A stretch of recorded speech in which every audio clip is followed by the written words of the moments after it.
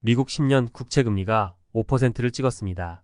2007년 이후로 16년 만에 최고로 높은 금리에 증시 하락이 눈에 띌 만큼 많이 떨어져도 보입니다. 빅스 지수도 9월 초 13 수준에서 현재는 21로 많이 올라온 상태고요.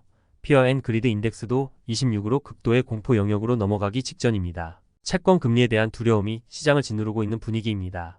그럼 10년 국채 금리가 5%라는 의미가 무엇일까요? 미국의 기준금리는 1개월 밤마다 인상이냐, 동결이냐, 하락이냐를 결정하기 때문에 그 6주 사이에는 한번 정해진 기준금리가 왔다 갔다 하진 않습니다. 그러나 채권 금리는 아시는 것처럼 시장에서 매일매일 채권이 거래되면서 가격이 변하고 그에 따라 채권 금리도 매일 매 시간마다 변동이 됩니다. 기준금리를 인상할 것 같으면 채권 시장에선 채권의 매도가 발생해 채권 금리는 올라가고 그 반대의 경우는 금리가 내려가겠죠. 한마디로 채권 시장은 앞으로 중앙은행이 금리 결정을 어떻게 할 것인지를 놓고 미래를 베팅하는 게임이 매일 벌어지는 곳입니다. 기준금리는 각국의 중앙은행들이 결정하지만 각국의 국채금리는 국채를 거래하는 채권 트레이더들에 의해 결정되는 것이며 이들은 각종 물가와 경제 지표를 통해 경기를 해석하고 이런 지표가 이렇게 나왔으니 앞으로 중앙은행이 금리를 이렇게 결정할 것이라고 미리 예측하여 채권을 사거나 팔게 됩니다. 국채금리가 5%라는 것은 지금부터 10년 사이의 평균 채권 금리가 5%일 것이라고 시장에서 반영하는 것일까요? 아니면 지금 시점에서 10년 후의 채권 금리가 5%라고 반영하는 것일까요? 이 부분을 헷갈려서 잘못 설명하는 사람들이 많은데 10년 금리가 5%라는 것은 앞으로의 10년 후의 금리도 5%일 것이라고 시장에서 반영을 하는 것입니다. 그럼 나머지 년물의 국채금리도 이해가 되실 겁니다. 2년 국채금리는 지금부터 2년 후의 국채금리가 이 정도일 것이라고 시장에서 반영하면서 채권을 매매하는 것이고 5년물, 3개월물 다 마찬가지입니다. 그런데 이상하지 않습니까?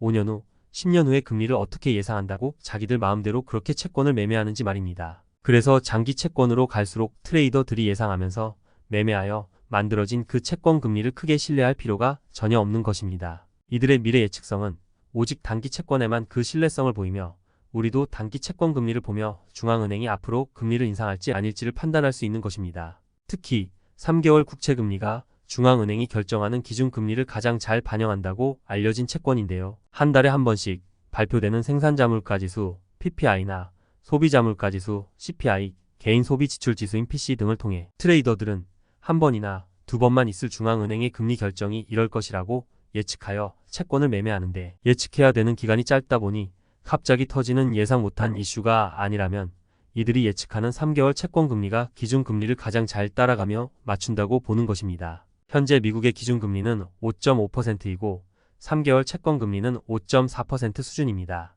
이 얘기는 앞으로 3개월 사이에 패드가 금리를 인상하지도 인하하지도 않을 것이라고 트레이더들이 반영하여 만들어진 금리입니다. 즉, 현재 트레이더들의 입장은 11월에 있을 금리 결정 때도 금리를 동결할 것이라고 보는 것이고 올해 안에 금리가 바뀌지는 않을 걸로 보고 있습니다. 미국 2년 국채 금리는 현재 5.07% 수준입니다. 패드는 3개월마다 앞으로의 금리 전망은 이럴 것이라고 금리 점도표를 발표하는데 지난 9월의 점도표에서 내년의 기준금리는 4% 중후반을 예상할 것이라고 연준 위원들이 점을 찍어서 평균치를 발표했습니다. 그러니까 2년 국채 금리의 가격이 3개월 금리나 현재의 기준금리와 다른 이유는 앞으로 2년 안에 연준이 금리를 최소 2번 정도 인하할 것이라고 반영한 수치인 것입니다. 10년 국채 금리가 5%를 넘었다면 난리인데 앞으로 연준이 내년에도 계속 금리를 인상할지도 모른다고 말하는 것은 채권 시장이 어떻게 돌아가는지도 모르는 사람의 얘기인 것이죠. 만약에 연준이 11월에 금리를 인상할 것 같으면 3개월 채권 금리와 2년 채권 금리가 당장에 지금보다 더 뛰어야 됩니다. 꾸준히 하락하던 물가지수가 다시 꿈틀대며 약간씩 올라오고 파월 의장이 아무리 금리 인상 여지를 남긴다는 뉘앙스의 발언을 풍겨도 단기채가 꿈쩍도 하지 않는 이유는 이미 모든 금리 인상의 결과를 단기 채권 금리는 다 반영을 했기 때문에 더 이상 추가로 올라갈 여지가 없다고 보는 것입니다.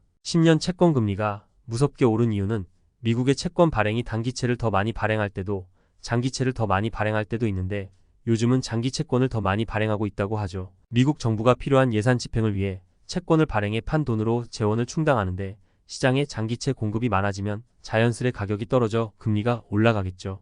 또 연초부터 너무 일찍 금리 인하 베팅에 들어갔던 장기 채권 투자자들이 채권을 손절매 치면서 이것도 시장에 채권 공급을 늘어나게 하는 측면도 있어 가격을 더 떨어뜨리고 있습니다. 이렇게 10년 국채 금리는 앞으로의 금리 전망도 반영은 하지만 시장의 수요 공급 원리도 중요하게 작동되면서 가격이 움직이고 장기적인 금리 예측은 거의 불가능하며 실제로 10년 후의 채권 금리랑 지금의 10년 채권 금리는 너무나도 틀릴 것이 분명하니 앞으로의 금리 인상 여지를 가장 잘 반영하는 단기 채권이 있는데도 굳이 10년물 금리를 가지고 금리 전망을 운운할 필요는 없는 것입니다. 문제는 장기채의 5% 금리를 경기가 버텨줄 거냐, 기업들이 버티냐, 소비가 그대로 유지될 것이냐가 중요하겠죠. 올해 3월 달에 있었던 SBV 사태처럼 미국 장기채에 투자했던 미국 지방은행들의 또 다른 파산이 이슈가 되거나 어디가 무너진다거나 소비가 침체된다, 이런 논의가 나온다면 연준이 금리를 직접 인하하지 않더라도 시장은 앞으로의 금리 인하를 가장 빨리 선반영하면서 채권 금리가 내려갈 것입니다.